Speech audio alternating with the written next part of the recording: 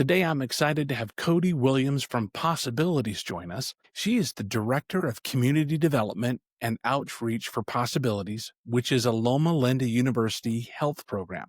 This incredible program provides support, resources, and opportunities for individuals with permanent physical or intellectual disabilities, as well as military veterans. Since 2008, she and her team have grown the membership from 280 to over 9,000 members.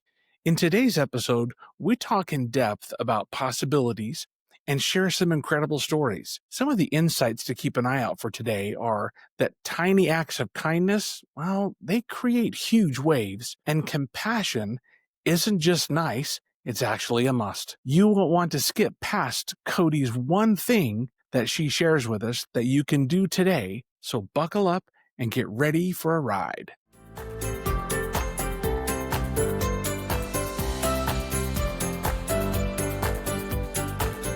Welcome, everyone, to another episode of Knee to Knee, where we actually explore the intricacies of connections and how that has an impact on our overall health, whether it's physical, mental, emotional, or spiritual. And today we're probably going to do a mix of all of that.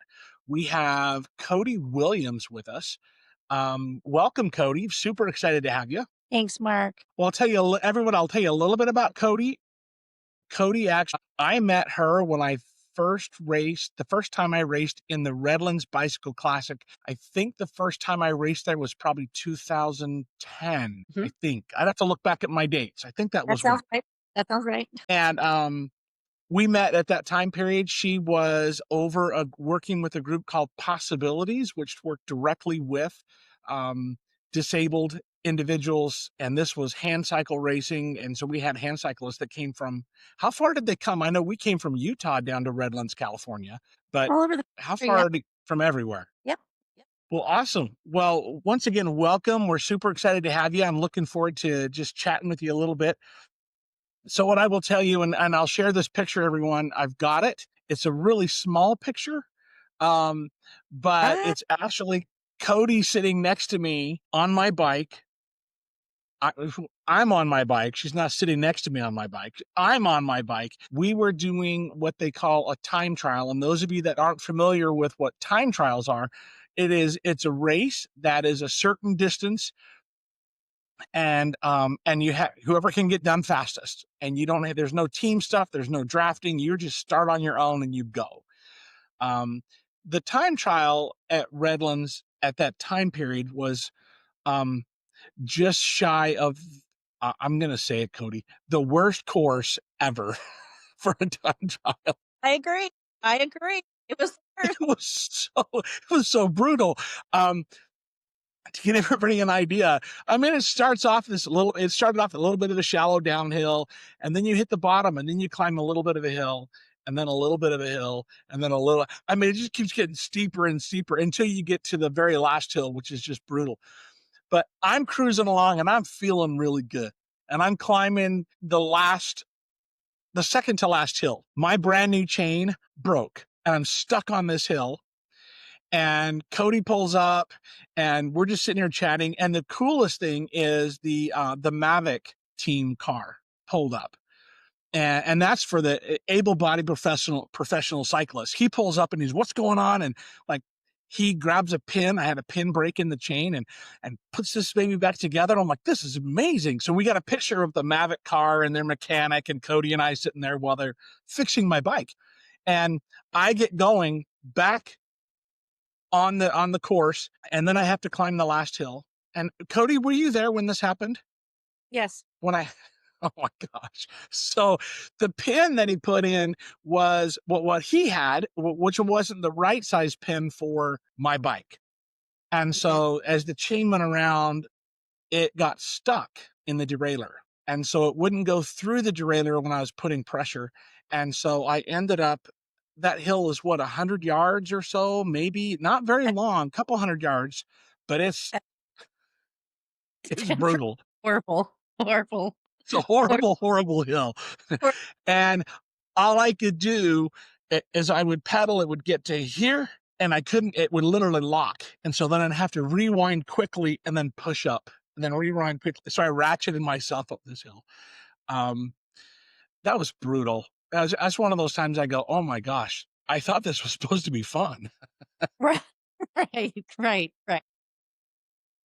So Well, from your point of view, tell me what was going on from your point of view in that. I know for me, I'm sitting there mad as could be that my bike broke, but then well, brief yeah, moments of elation and then, oh my holy crap, what am I doing? yeah. So let's talk about that moment because that moment was important for a lot of reasons. You were out there trying to accomplish something near impossible, right?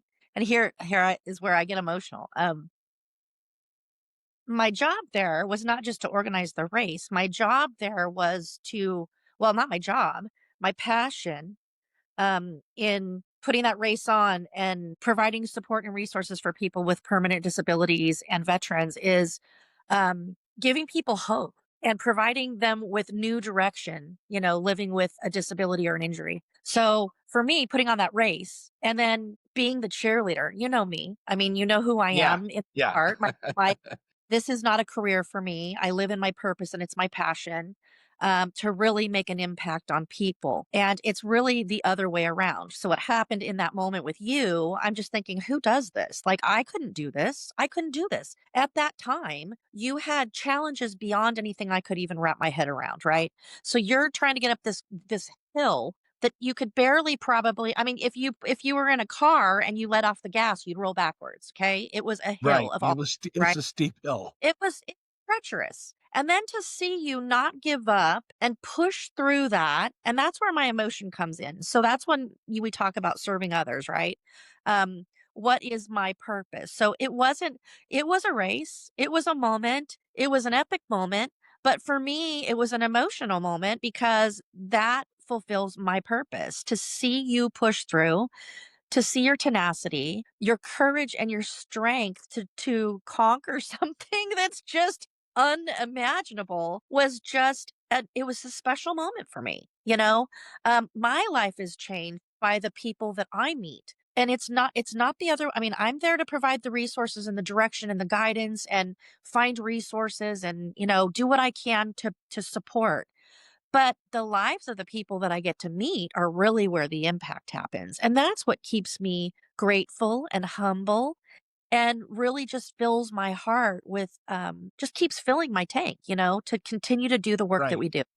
So, yeah, that Yeah. race was a race, but it was a moment. Yeah, that was, and that was my first opportunity really on a larger scale to meet racers from all over the place. And then I got to experience like what you were talking about when we started holding races in Utah and I was the race director and became the Right. cheerleader and the whole thing along those lines. And Right. there's some really, really cool, way cool things. And we haven't talked about them all. Um, but I think one of the coolest stories that I can think of when it comes to the races in Utah along these lines where somebody did something that changed the way I looked at things. Yeah. We had a racer that had come up from California and all that particular person. Now we're in northern Utah where I mean we were day one of our races, the elevation is 6,000 feet. Right.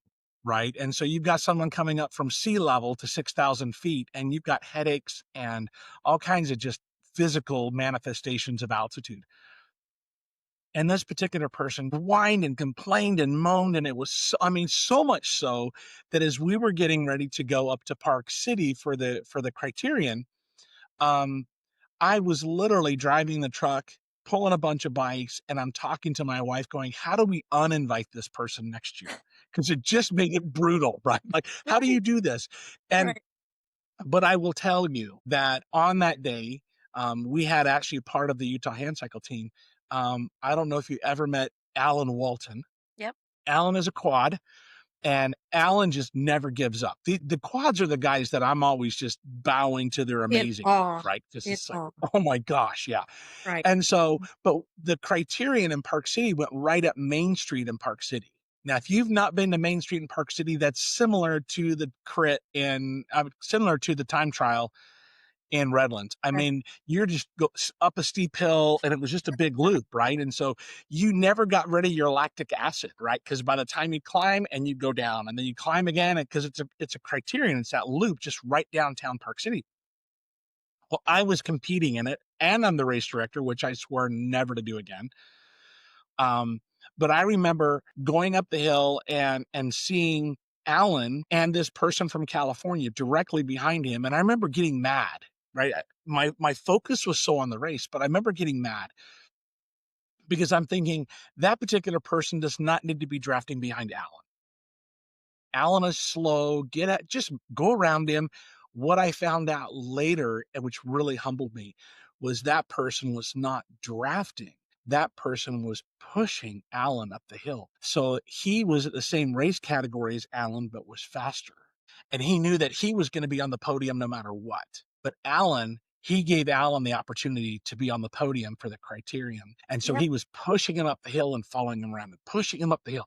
And even now I think about it, and I've got pictures of this. I had friends taking pictures, and you're like, oh my gosh, coolest thing ever. Right? That was that Yeah. was an amazing, yeah, amazing for a lot of reasons. That one. Yeah, I do remember that. Yeah. It was just an amazing day. Did you come up for when we did the races in Utah? I can't Yeah. remember. Yeah. Yes. Okay. Yeah. It was a great day. It was a great few days that we had fun racing. We did it in a couple years, and then I got to where I didn't have time to do that in my day life Right. because it's a lot Yeah. of work. It's a lot of work. Yeah. Great. So can you share with us a memorable moment when when community support transformed the outlook on someone's life? So you have a racer that shows up, someone's that's participating in possibilities, because of the community support, you saw the transformation in that individual where they went from one Yeah. place to all of a sudden they're in a much better spot. Yeah. Um, so 2010, I met a young man that was currently in our hospital in rehab at Loma Linda University Medical Center at our East Campus Rehab Hospital, which is where our Possibilities program is. I had met him. He had come in and he had just had spinal cord surgery, rollover truck accident, complete spinal cord injury. And he had his, what do you call it? He had his shell on, that Okay. protects his torso after a spinal cord injury. And he was in his wheelchair and he came in with his dad and he said, my buddy uses a wheelchair and he told me about your programs. He was what, 27 years old, owned his own plumbing company, got in a car accident, whole life just flipped on a dime. And he comes in and he goes, he told me to hook up with you because you can help me figure out what to do with my life now that I can't walk. I was like, okay. So I said, well, what do you like to do? Tell me a little bit about you. So I got to know him, talk with him probably for a couple hours. And he goes, I just can't imagine being stuck in this chair every day. And I'm like, well, are you into sports? Are you, like, what are you interested in? And he said, no, never ridden a bike. Or he said, I skateboarded a little bit or whatever. And I'm like, well, I want you to try something. I said, I have a hand cycle here if you want to check it out. I'm happy to loan it to you. Once you get the sign off from your doctor after surgery or whatever. So he said, yeah, I'll think about it. So he comes back in and he goes, hey, I got the sign off from my doctor. And I'm ready to check out that bike. I said, all right, you want me to drop it off to you? Or you want me? He goes, no, my dad brought his truck today. He goes, we're ready. So I was like, cool. He was ready. He was. So we get loaded up. He takes it home. He comes back in 2 weeks later and I said, how's it going? I said, how's the bike? He was all fired up. I could see this life in him. And he goes, Cotie, he goes, that bike's not fast enough. I said, really? I said, okay. Okay. He goes, I've never ridden a bike. If you would have told me ride a bike, I would have thought I was like a dork riding a bike. He goes, I love it. It makes me feel free. It gives me something to look forward to. He said, I get to go fast. So I said, okay, let's get you another bike. So, back then, and technology has changed over these last 15, 20 years with hand cycles, materials, now we're carbon fiber and we're at 25,000 when we used to be Invacare heavy metal for $2,000, right? So, and we're talking about high level performance, that are coming out of these new athletes and equipment and all that kind of stuff.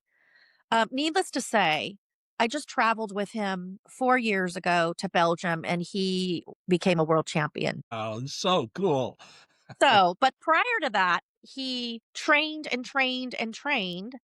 We sponsored him as an athlete. We provided him with the means to get coaching, the equipment, travel to different competitions. Um, he since has been married to a nurse, beautiful family, has a son, made Team USA. And this kid was distraught, lost. I have nothing. I lost everything. What am I going to do? Like, just, I mean, deep in the sadness of the loss and the change in his It's a life. hard one. That's a really hard one. And I remember when I laid in the hospital bed and I wasn't able to move my left arm, and, literally 'cause it was limp at my side, and my legs weren't right. And I remember that's a really dark place to be. It's no You know, fun to be there. I'm so loved that he was able to go as far as he has. well, and especially for some, this cool kid, good looking young man, had his whole life in front of him, was successful with his plumbing company, had a crew of people that worked for him. He was doing really well. And, for everything to change where, I mean, everything changed. And then for him to have an interest in sport was just odd. But I mean, that was like my first grasp, like, hey, what can we get you connected to? And it wasn't the bike as much. It wasn't just the bike. Let me say that. It wasn't just the bike. It was the community that came with the bike. Right. So Right. as he's training, as he's coaching, he's meeting other people that are living similar circumstances to his own. People that are using wheelchairs, people that have to use catheters, people that have the physical challenges, the mobility challenges, all those things, people that understood each other. So we have built this community of people through our program that connect you to other people. And then he made Team USA, and then he was selected by Team USA to go compete, on the world level, and then he won. So he's training right now for the Paralympics. He missed Paris by just a hair, but he's training for LA 28. He's hardcore. I mean, he believes and he works hard. In addition to that, he has become in this last 15 years, one of the most outstanding human beings and ambassadors for other people with disabilities. He goes into our hospital and does peer visiting with other patients that are newly injured. He meets with families of kids that have been injured to give them hope and encouragement. It really has come full circle for him. So, I'm not quite sure what the question was. Yeah. No, But, he's perfect. He was totally perfect. Yeah. seeing the change and transformation, being connected to community after injury, it's outstanding. And, for me to watch him along that journey, we always said it's not a destination to the Paralympics, it's a journey. Of course, our sponsors want to think it's a destination, but it's a hard fought journey, and Right. I'm there for it. And like I said again, watching him and the other people that I get to meet through the work that we do here is just life-changing for me, and to see him have a family and buy a house and have a career and train for the Paralympics and be a world champion. I mean, that's just next level, that's just next level. It just shows you what God can do. So That's amazing. It's a long journey to go from that darkness into where he's at now, and I love that he's going into hospitals and giving that those patient visits and those family visits. Those are huge. yeah. Um, it's one of those things that I look at and think how often people that have been in these traumatic instances or whatever can use that community around them. So I love that that people just jumped in and were helping and being a part. And, PossAbilities was awesome. I mean, PossAbilities, I received a grant from, oh, it wasn't you guys. Who was it? Oh my gosh, what's the Yeah. Yeah. CAF? Yeah. All of a sudden I was just like, wait a minute. It's the Challenge Athlete Foundation. Yeah. And I received a grant and was able to rebuild my bike. And when I was still doing a lot of riding and things, I remember the day that the first time I got on a hand cycle, and just like this young man you're talking about, the freedom, all of a sudden you're like, oh my gosh, this is amazing. And I Yeah. can say I really believe the bike I had wasn't fast enough. Right, until I got the one that I started racing in and really started doing well. But then it was really interesting. A few years ago, my wife and I, we moved to the Midwest before we moved back to Utah. And I knew where we were going, there was no place for me to really ride because we were out in the farmlands. And all of a sudden I got this phone call from a guy that lives over in the Bear Lake area, east of Logan, Utah. And he knew I had a bike because I was posting pics or whatever. And he's like, can I come? I want to see if I want to think about getting a bike. Can I come try your bike out? I just want to see what it's like. He's in because he's watching his family get on the paths up there in the Bear Lake area. They have these paved paths, and he's watching his wife and his kids ride off on bikes. Well, And I'm like, yeah, come on over. And so he gets on my bike and he goes around the block in our area, and he came back and just the light in his eyes was so yeah, huge. yeah. I just looked at my wife and I'm like, all right, now I'm selling my bike. Right? And it was a really hard thing to do, but it was so cool. Every time I go to Bear Lake, I'm watching for a hand cycle going around because it's like this Right. guy's up here somewhere, Well, right? right. So Love that. it's That's cool cool. to see the look in their eyes when someone gets that feeling of that joy back in life. Right, right. I agree. You can't change the circumstance, but you can change the trajectory, right? And you do by coming together as a village to surround those people and those families going through that change. And through our program at Possibilities, it's not just about the member, it's about their family too. It's about their support system. How do we connect and include that whole family in what we're doing? And so it's interesting, this young man that I'm talking about with the hand cycle, his wife actually works for the VA hospital across the street from our hospital. Her son actually participated. He actually walked down. We had a fashion show with all of our members with disabilities, and we have a visually impaired young lady, and she's 7 years old, and his son, the young man's son, was her chaperone in the fashion show. So, I feel like, and then that son has grown up in our community of people with disabilities, and he's so Yeah, aware, and now he's advocating for disabled kids in his school. So, I mean, you just never know. It just has a snowball effect in our community when you do the right thing and you support people in need and support people in our community so they know their value, and that they know that they have a place, and that they're cared for. So, yeah, yeah. So we often on the podcast, we like to be able to um yeah, we always want to end podcasts with what is one thing that someone can do today to make a difference, especially in this area. So what would you see is that our average listener out there, what's the one thing they could do today? this is interesting. When I first came into this work, I had never had any exposure to disability.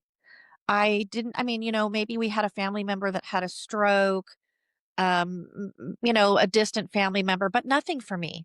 I think as just average human beings in our normal life, and I'm focusing on disability because that's where that's my world.